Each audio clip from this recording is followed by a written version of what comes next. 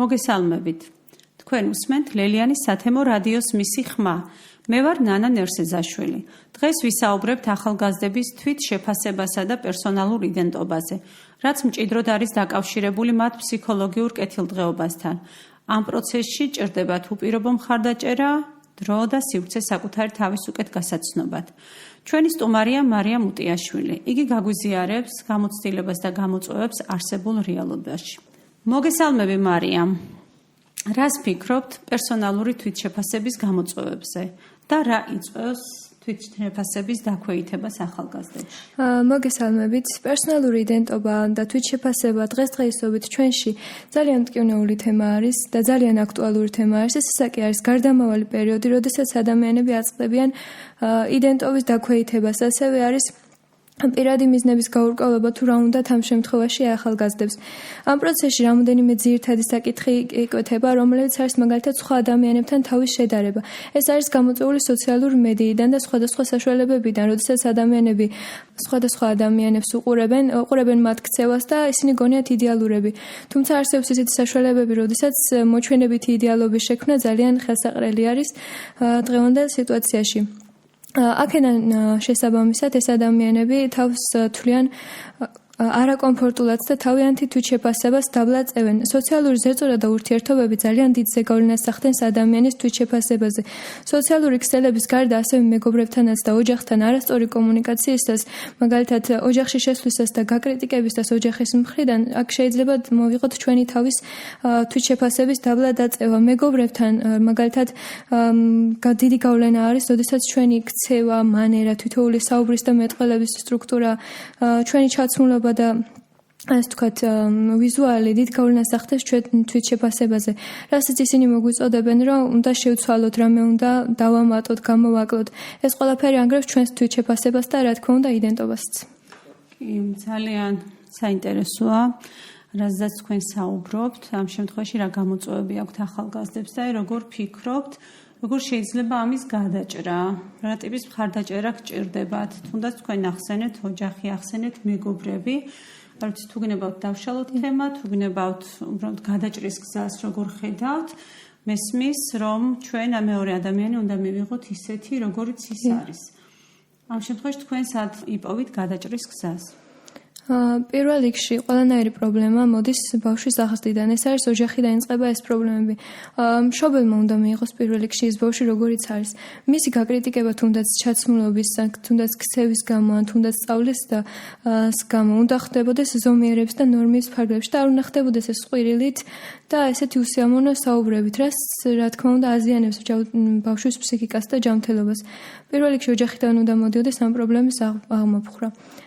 შემდეგში ასევე მეგობრებმაც რა თქმა უნდა არ უნდა გარიყონ ეს ბავშვი. სოციალობაში არის ხშირად ეს მომენტი, რომ ის ადამიანი განსხვავებულია, მაგრამ მე მას ვერ მივიღებ. იცით რა, ეს ყველა ადამიანი არის ინდივიდუალური და ყველას აქვს რაღაც დადებითი პლუსი, მინუსი და ჩვენ თუ შეგვიძლია იმისი, ასე ვთქვათ, დადებითი მხარე დავინახოთ, არის რაღაცეები, რაზეც თვალი უნდა დავხუჭოთ და არ შეიძლება იმის გამოყვანა, რომ აი ეს ადამიანს თითი მივიშვიროთ მასზე და ესა და ეს ჭირს, ანუ არ უნდა გავრიყოთ ეს ადამიანი, უნდა მივიღოთ როგორც არის. კი ბატონო, გეთანხმებით. მაგრამ რომ შევხედოთ მშობლის მხრიდან რა გამოწვევა შეიძლება კონდეს მშობელს და რის გამო შეიძლება უჭირდეს საკუთარი შვილის იდენტობის მიღება, როგორ ფიქრობთ? მეორე მხრიდან რამდენად შეგვიძლია რომ შევხედოთ მშობლის პოზიციიდან? კი, ჩვენი მხრიდან, ჩემი მხრიდანაც ბავშვის ჩემი გადმოსახედიდან მე ვთვლი რომ მე მართალი ვარ, მაგრამ მშობლის გადმოსახედიდან რა თქმა უნდა მშობელი არის. ეს არის ამ ფორმატის მეორე მხარე, რა თქმა უნდა. მშობლის გადმოსახედიდან ვფიქრობ მანაც უნდა გაიაზროს თუ ბავშვის მეორე მხარეში რა პრობლემები არის. უნდა დაფიქრდეს ამ ბავშვს რა აწუხებს, რატომ იქცევა ესე, თუნდაც აგრესიას რატო გამოხატავს. იქნებ მას მეგობრებთან აქვს პრობლემა, იქნებ სკოლაში აქვს რაღაც პრობლემა. პირველ რიგში უნდა ქონდეს სწორი კომუნიკაცია ბავშვთან, მშობელს. რომ გაიგოს მას რა ჭირდება პირველ რიგში. თუ მას თვითონ არ მოაგვარებს, უკვე ბავშვიდანაც აღარ წამოვა ის, რომ მაგალითად დღეს რა გააკეთე, რომ კითხავს ბავშვი მოსულ სკოლიდან, აღარ წამოვა ის პასუხი თუ როგორი დღე ქონდა მას. ამას დიდი მნიშვნელობა აქვს ახლა რომ მიდიხარ და ვინმე გეკითხება რომ მაგალითად როგორი დღე ქონდა დღეს. კი, გეთანხმებით. მივდივართ იქამდე რომ დიალოგი თაობათა შორის მნიშვნელოვანია და მშობელი და შვილი უნდა საუბრობდეს. გეთანხმებით აბსოლუტურად და მაქვს კითხვა, რომ აი მაგალითად თქვენ როგორ გრძნობთ თავს თქვენი იდენტობის ან პირადი მიზნების მიმართულებით? ჩემი იდენტობა დიდი ხნის განმავლობაში იცვლებოდა.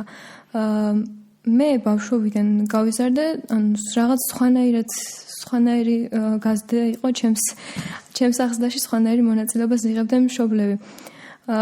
პირველ რიგში, როდესაც პატარა ვიყავი, აქედან მოდის ეს ჩემი თვითშეფასება, რომ მე იყო მომენტები, როდესაც სკოლაში, ოჯახში არ მეკცევდნენ კარგად, ესეთი მომენტებიც იყო, რა თქმა უნდა, მაგრამ სწორედ აქედან ეს რთული მომენტებიდან მოდის ის, რომ მე ამემაღლა თვითშეფასება, იმიტომ რომ მე მივიღე იმ რთულ სიტუაციაში გამოცდილება.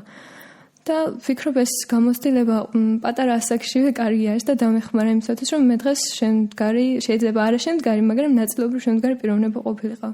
ჩვენ მუდმივად ვსწავლობთ სხვადასხვა გამოწვევების შედეგად ვითარდება ჩვენი პიროვნება და აბსოლუტურად გეთანხმები, რომ დღეს ვართ ის, ვინც ვართ, თუმცა ვართ პროცესში უწყვეტი ზრდის და თითოეული დღის გამოცდილება მეორე დღეს სხვა ადამიანად გვბადებს. ეს ძალიან მნიშვნელოვანია პიროვნების განვითარების პროცესში.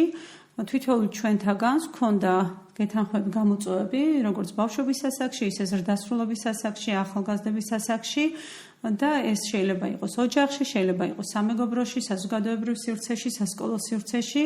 გამოწვევები არ ილევა, იმიტომ რომ ჩვენ საპირისპირო მხარეს ყოველთვის დგას მეორე ადამიანი, რომელსაც ასევე აქვს თავისი პირადი მიზნები, თავისი იდენტობა, თავისი თვითშეფასება, შეიძლება მასაც აქვს გამოწვევები და ჩვენ მუდმივად გვიწევს იმაზე ფიქრი, რომ საკუთარი პოზიციონირებაც მოვახერხოთ საზოგადოებრივ სივრცეებში საკუთარი თავის და ამავე დროს შევძლოთ, რომ მეორე ადამიანი მივიღოთ თავისი იდენტობით, თავისი მახასიათებლებით და საბოლოო ჯამში შევძლოთ თანაცხოვრება.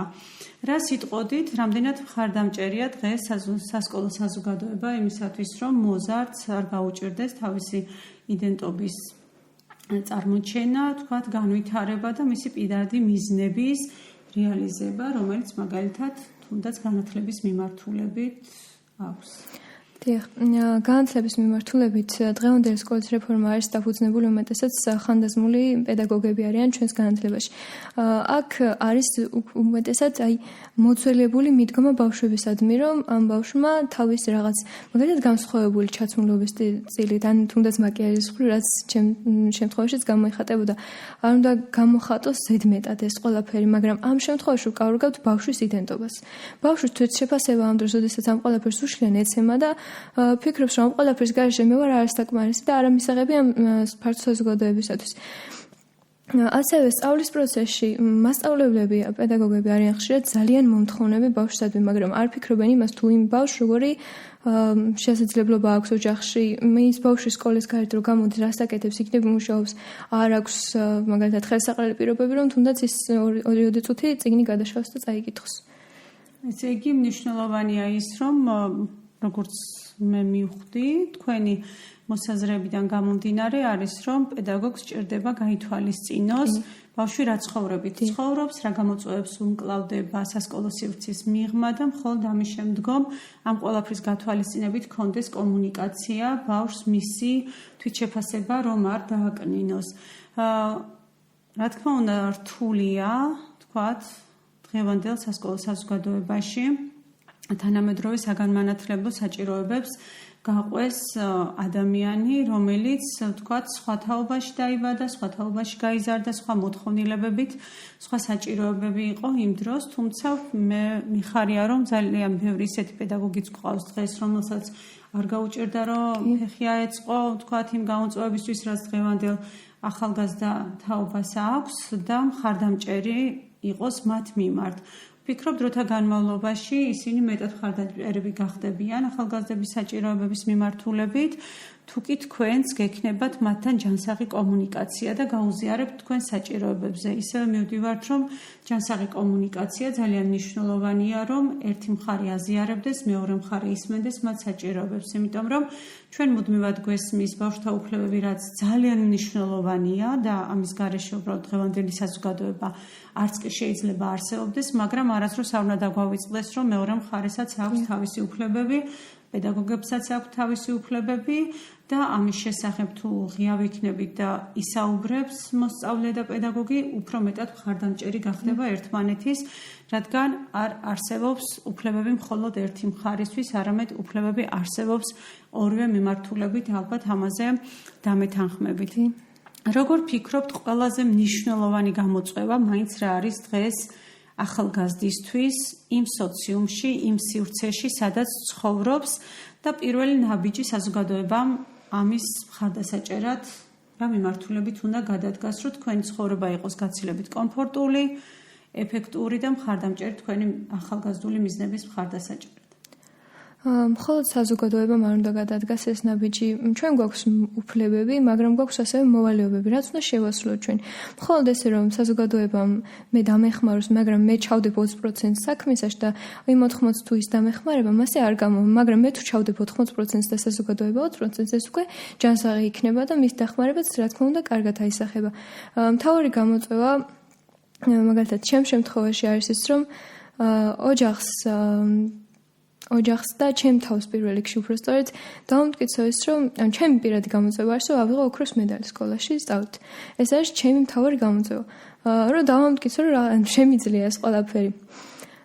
ამ შემთხვევაში მთავარი გამოწვევა სხვა ბავშვების არ ვიცი. ეს მთავარი გამოწვევაც მოდის ოჯახიდან. რა გინდა ოჯახში, მაგალითად მე თუ არ მექნებოდა შესაძლებლობა, რომ თუნდაც ესე გავზრდილიყავი და ვიქნებოდი თუნდაც ქუჩაში ან სადმე.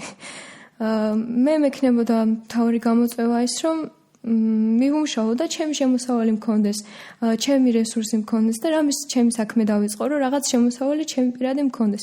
ეს იქნებოდა ჩემი გამოწვევა მთავარი, მაგრამ ამ შემთხვევაშიც გამოწვევას დიდი მნიშვნელობა აქვს თუ საიდან მოდის ადამიანი.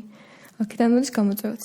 კი, გამოდის, რომ თქვენი ოჯახი გაძლევთ იმის საშუალებას, რომ ყოფითი პრობლემები არ გქონდეთ გადასაჭრელი, რისთვისაც მუშაობა მოგიწევდათ და კონცენტრირება შეგიძლიათ განათლებაზე, იმისთვის, რომ განათლების მიმართულებით მიაღწიოთ თქვენს მიზნებს.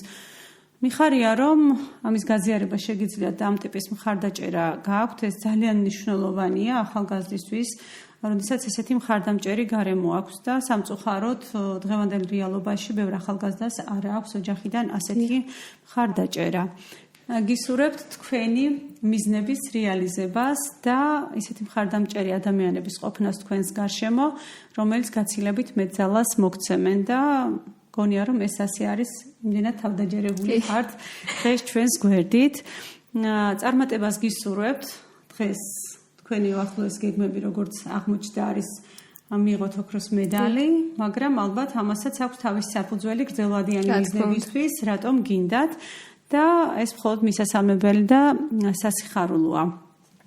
ვფიქრობ, რომ დღევანდელ დღეს შეგვიძლია ჩვენი შეხვედრა დავასრულოთ, თუმცა იმედი მაქვს, რომ ახალ თემებზე გახდებით ჩვენი სტუმარი, რადგან ხართ საინტერესო მოსაუბრე. მადლობა გადაცემაში მონაწილეობისთვის. შეგახსენებთ, რომ გერმანულ საერთაშორისო ორგანიზაციასთან DIV International-თან ერთად ვახორციელებთ პროექტს სახელწოდებით მისი ხმა. პროექტის ფინანსური მხარდამჭერია გერმანიის საგარეო საქმეთა სამინისტრო. DIV International-ს პარტნიორებას უწევს გერმანული სათემო რადიო Z, რომელიც პარალელურ რეჟიმში ქართულ სათემო რადიოებს უწევს კონსულტირებას. დიდი მადლობა. მადლობა. ნახვამდის.